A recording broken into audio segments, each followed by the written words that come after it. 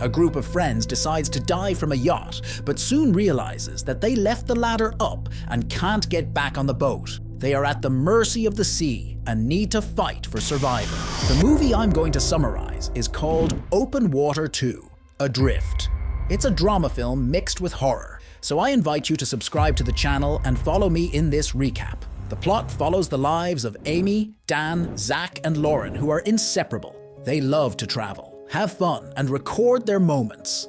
On one of these trips, Dan, drunk, takes his camera and spins with it, but ends up falling off a cliff. He gets hurt, but returns to his frightened friends. 5 years later, Amy, her husband James, and their daughter Sarah go to Mexico City to celebrate Zach's 30th birthday on Dan's new yacht. On the way, they are overtaken by Zach and Lauren on a motorcycle. They arrive at the port where the yacht is anchored. Amy is the only one wearing a life jacket and takes time to approach the yacht. She's been afraid of water since her father drowned when they were sailing together. Amy decides to face her phobia and enters the yacht with her husband's encouragement. They take a tour of the boat and see Dan in the cabin with his new girlfriend Michelle. The group sets sail. Lauren and Zach question Dan about the origin of the money to buy such a luxurious yacht, but he changes the subject and laughs.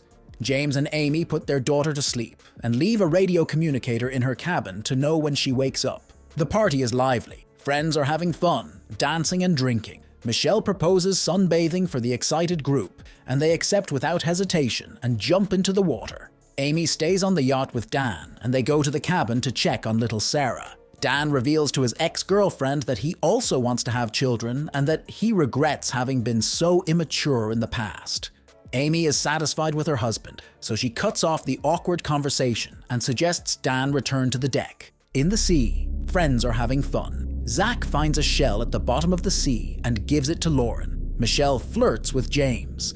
While walking around the boat with Dan, Amy reveals that she hates her fear of water and fears that Sarah will inherit it. In an impulse to encourage her to end the fear, Dan grabs Amy and, ignoring her desperate screams, jumps into the water with her. Amy goes into a panic attack and remembers the day she lost her father in a shipwreck. She can't hear her friends trying to calm her down, as they seem to be very far away. Trying to return to the yacht, they all realize that Dan didn't lower the ladder before jumping into the water. Only little Sarah remained on the boat, and around them is the infinite ocean.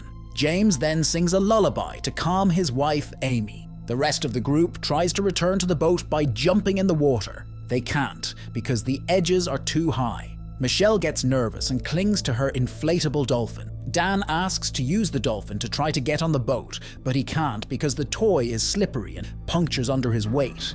The guys see a flag at the back of the boat, and Dan tries to reach it. He only manages on the third try, but the flag is not firm and doesn't hold him. When Amy comes to her senses, everyone is relieved and tries to think of a plan. Michelle panics again. She's sure there's a shark underneath them. Dan throws himself into the water, but doesn't see anything. Even so, they know it's a matter of time until sharks arrive. Everyone starts to blame Dan for what's happening. He knows he made a mistake, but doesn't know how to get out of this.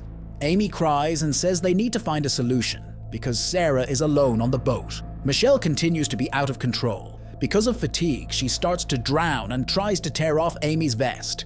They pull her away from Amy, and she has a nervous breakdown. Lauren lays her on her back to calm Michelle down while she prays out loud. The group spends more time under the hot sun. They are without strength and thirsty. Suddenly, near the boat, they hear a cell phone ringing. The sound comes from Zach's jacket that is hanging. Dan manages to grab the jacket and Zach manages to answer the phone, but due to water interference, they can't say anything. Michelle, in panic, takes the phone from Zach and it slips into the water, ending the chance to try another call. Dan proposes a new plan: to take off all their clothes and make a rope with them to try to reach the boat. At this moment, the friends see a boat passing quickly by them. The friends desperately wave to the guys, but they don't notice the danger of the boys and wave back while moving forward. They return to Dan's plan. Using the knife they found in Zach's jacket, they tear the clothes into strips and make a rope with them. James asks Dan if it's possible to reach the boat from underneath.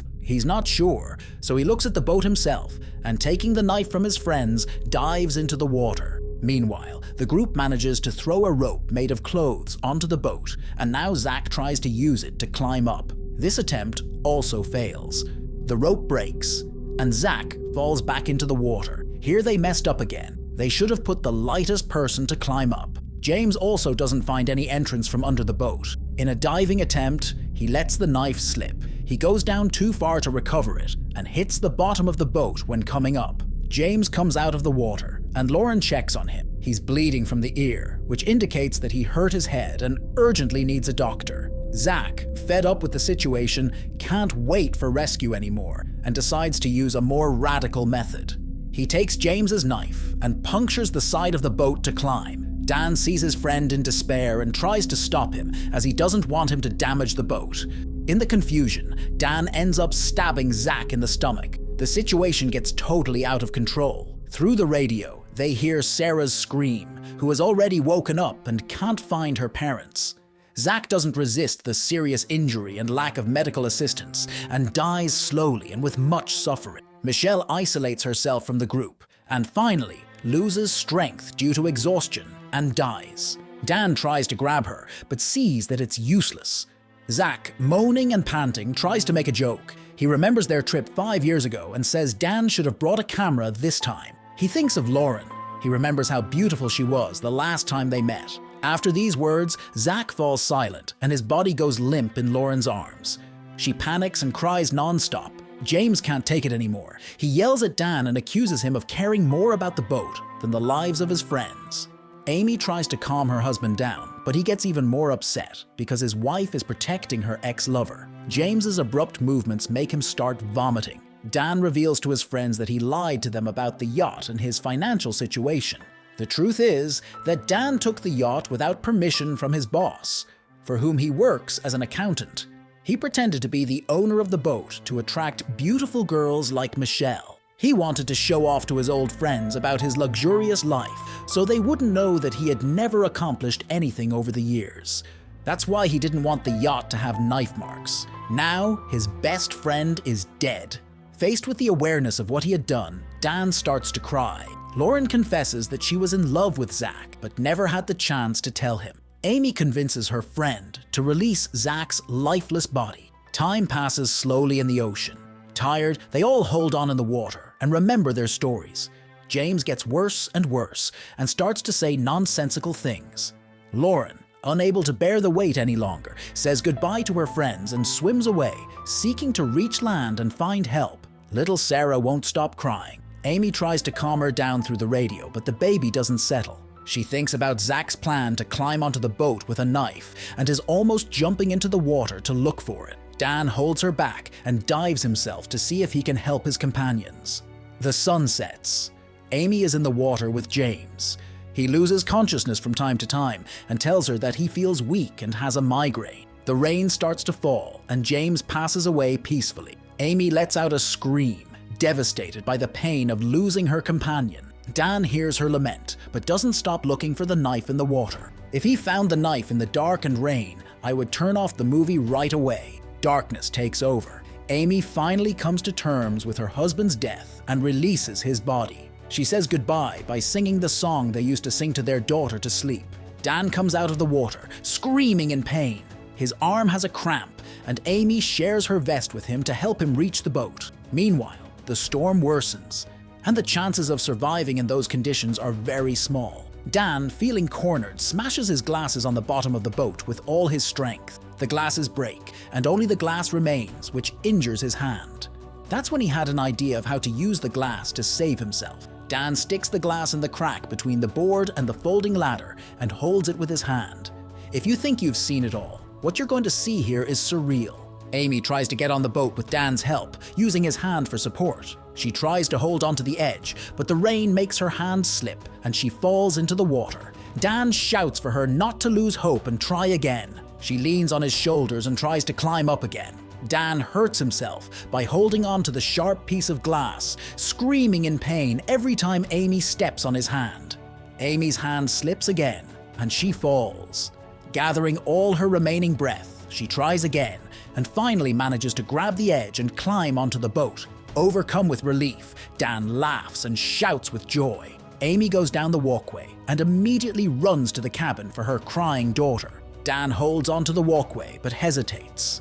He faces a choice: follow his friend and save himself, or take the blame for what happened to his friends because of him.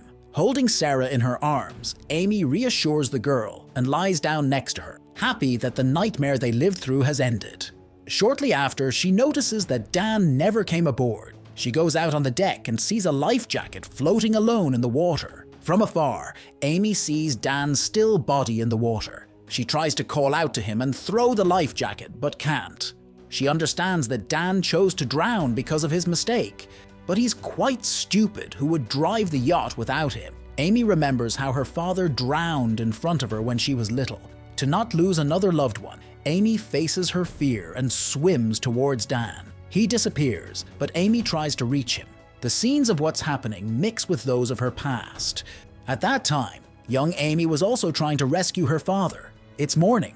A fishing boat approaches the yacht. The fisherman swims around the empty boat and shouts for the passengers. As no one responds, the fishing boat leaves. Sarah wakes up in the cabin and starts to hiccup. At the end of the story, we see Amy standing on the deck looking at the horizon. Dan is lying unconscious by her side, but she managed to save him. The fishing boat has already disappeared. You can only hear the sound of the engine in the distance. But she survived and can now return home. Now, what happened to Lauren, the woman who swam in search of help? Write in the comments what you would do to get out of this situation. Activate the bell and see you in the next recap.